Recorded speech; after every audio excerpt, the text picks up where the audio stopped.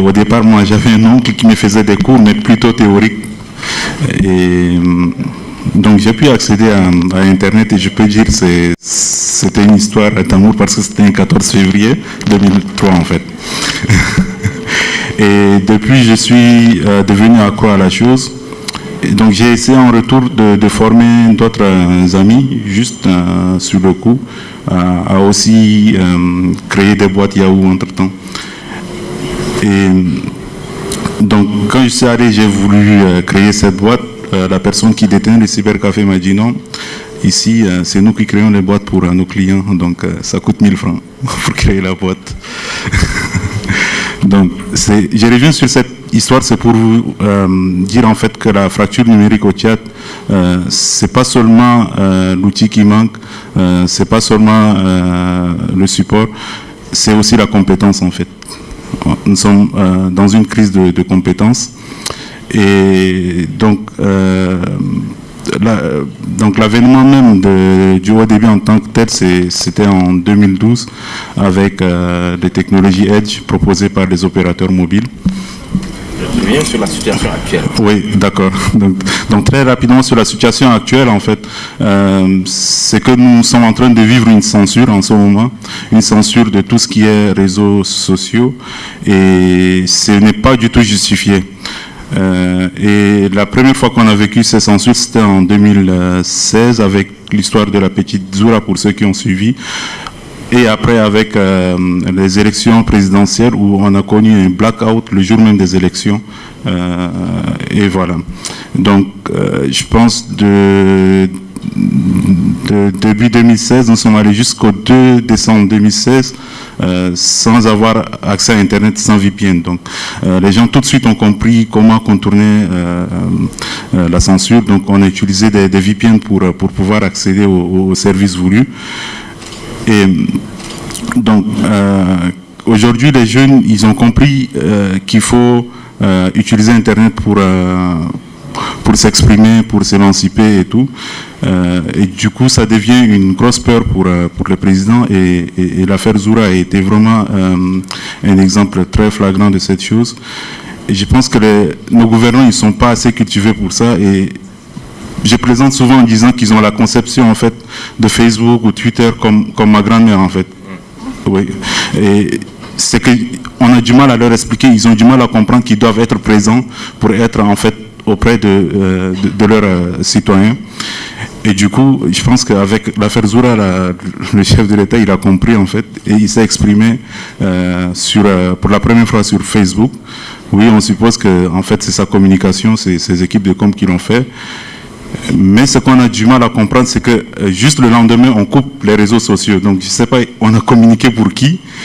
Et donc, voilà. Et cette situation a perduré donc, pendant très longtemps, jusqu'à ce que je pense que c'est l'ONU qui a intervenu. Et la censure a dû être levée. Mais aujourd'hui, qu'est-ce qui se fait comme utilisation par en fait, les Tchadiens, c'est que ok, merci. Donc, ils ont en fait compris que c'est un levier pour attirer l'attention de la communauté internationale. Parce que c'est le seul espoir en ce moment face à une situation où on ne peut même plus faire des marches pacifiques, face à une situation où on ne peut même pas lever le petit doigt pour parler de l'injustice que les gens sont en train d'encourir. Très rapidement pour finir, la censure actuelle qui est en cours, c'est que on n'a toujours pas les raisons en fait. Et moi, quand j'avais eu l'occasion de rencontrer une des autorités en charge même de la communication, je leur ai dit en fait que ça ne servait à rien de couper Internet, tout en sachant qu'aujourd'hui c'est un support assez neutre, c'est assez transparent et que les gens de créer des plateformes pour discuter avec les concitoyens. Ça serait aussi également mieux en fait d'expliquer pourquoi les raisons, parce que on sait qu'en Afrique, nos sociétés sont très paternalistes, mais c'est plus paternaliste encore au Tchad. On a tendance toujours à frapper ou bien à faire du mal à l'enfant qui a causé du tort pour en fait le corriger. Et je pense que c'est comme ça dans cette mentalité-là. Et donc, je pense que on voit tout ce qui est, oui, on voit tout ce qui est société civile ou opposition comme étant juste des rebelles parce que, oui, c'est un peu une conception militaire des choses. Et je pense que l'avènement du numérique, ce que le numérique nous a apporté, que ça a ouvert les yeux en fait de nos gouvernants à comprendre qu'il y a des gens qu'on appelle des activistes et qui n'ont qu'arme que Internet. Voilà. Merci. Merci. Merci Saleh. Lui, il est en ce moment à N'Djamena, on sent qu'il n'est pas vraiment à l'aise pour parler des problèmes. Mais toi, tu vis en exil depuis des années. Raconte-nous rapidement en 5 minutes. Merci cher et merci à tous les participants. Vous savez, moi je fais partie des gens qui avaient connu effectivement les enjeux autour d'Internet. Hein. Moi, je suis un pur produit, je dirais, des web activisme parce que je m'étais à l'étranger, j'étais au Sénégal. J'étais d'abord en Tunisie, on m'a expulsé de la Tunisie en 2005 à la demande du Tchad parce que, comme tu disais tout à l'heure, il n'y avait aucune possibilité aux Tchadiens à l'intérieur entre 2000 à pouvoir écrire des articles dans la presse internationale. Et moi, j'ai utilisé Internet à partir de Tunis où j'envoyais des articles dans Jeune Afrique. On avait deux sites au Tchad. On avait Tchad Presse et on avait un site qui s'appelait Aluida Info qui était basé l'un au Canada, l'autre aux États-Unis, en France. Et donc, j'ai utilisé cette plateforme pour pouvoir informer l'opinion internationale. En 2005, on m'expulse de Tunis. On m'expulse vers le Sénégal. Je m'installe au Sénégal. Pendant 7 ans, j'étais privé au Sénégal de mon passeport tchadien. En 2012, je rencontre Cherfal dans une rencontre à l'hôtel Méridien. Je lui explique ma situation. Cherfal commence à plaider ma cause auprès de la société sénégalaise. En 2013, le Tchad demande au Sénégal de nouveau à m'expulser de Dakar vers Conakry. Et c'est à partir de cette expulsion où l'opinion internationale a réussi quand même à comprendre ce qui se passe au Tchad. Pourquoi au Tchad, dans ces pays-là, il est interdit formellement à la société civile. Et je parle sous le contrôle de Kemneloum Delfoun, avocat qui a fait une brillante intervention ce matin. Dans ces pays, il est totalement interdit à la société civile de pouvoir manifester. Et dans ces pays-là, il est interdit également à l'opposition démocratique d'être dans la rue. Je compatis également avec l'opposition togolaise tout à l'heure qui était là. Pourquoi? Parce que ce qu'ils ont décrit ressemble beaucoup à ce qui se passe au Tchad. On a affaire à une armée. Malheureusement, dans ces pays-là, il y a un enjeu international qui a été soulevé hier par Delphine Kemneloum, parce que la communauté internationale et la communauté africaine pensent que Déby est un allié indispensable pour eux. Et nous pensons que c'est contraire. Nous pensons le contraire, c'est que la communauté internationale et l'Union européenne pensent du Tchad. Parce que l'armée tchadienne qui intervient un peu partout au Mali, etc., a occulté complètement les revendications démocratiques du peuple tchadien. Parce que les droits de l'homme sont violés, les gens sont arrêtés, les blogueurs ne peuvent pas s'exprimer. Et je comprends effectivement l'inquiétude de Salim qui n'arrivait pas à s'exprimer parce qu'il va rentrer au Tchad. On ne sait pas ce qui va lui arriver à l'aéroport de N'Djamena. Donc j'en appelle effectivement à la plateforme Africtiviste. Déjà, vous avez fait beaucoup de choses sur le Tchad, que ce soit par le communiqué de presse, etc. La traduction, tu vas un peu doucement. Ok. Non mais c'est la ok. Donc du coup, je comprends l'inquiétude de Salim qui va éventuellement rentrer au Tchad. C'est que les conséquences sont lourdes pour les blogueurs, pour les défenseurs des droits de l'homme, pour l'opposition démocratique. L'espace est complètement restreint, rétréci à l'égard. Donc, pour la communauté internationale, Déby est un allié historique, un allié stratégique pour la lutte contre le terrorisme. Nous disons à la communauté internationale, moi je vis en France, souvent j'interpellais les autorités françaises, les Quai d'Orsay, vous ne pouvez pas occulter les réalités du Tchad. Dans ces pays-là, Déby, son clan, sa famille ont pris en otage l'ensemble du peuple tchadien. Et qu'on nous fait comprendre à Paris que non, c'est un allié de la France, c'est l'allié de l'Union européenne. Nous pensons le contraire.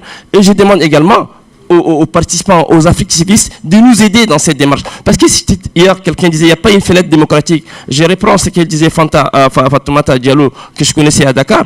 Elle a dit que dans ces pays-là, on ne peut pas exploiter une perspective numérique dans ces pays. Pourquoi? Parce que les gens sont contrariés dans leur droit de pouvoir s'exprimer librement. Donc, même si jamais on essaie de se mobiliser, il faut absolument qu'il y ait un soutien associatif, international et africain fort. Or, ces soutiens associatifs et internationaux nous manquent au Tchad. Et c'est pourquoi j'interpelle et je demande aux uns et aux autres de pouvoir nous appuyer dans cette démarche pour que ces régimes qui est là depuis 28 ans puissent quand même barrer.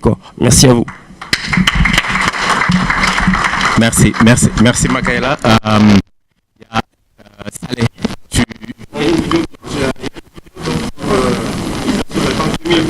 deux minutes. Allons-y, parce qu'après je veux l'avis et un commentaire de notre sœur Delphine. Elle est aussi tchadienne et ce matin, elle est revenue sur la situation. Donc, ça va être juste une contribution de 2 minutes après la vidéo. Oui, quelqu'un m'a appelé. Oui.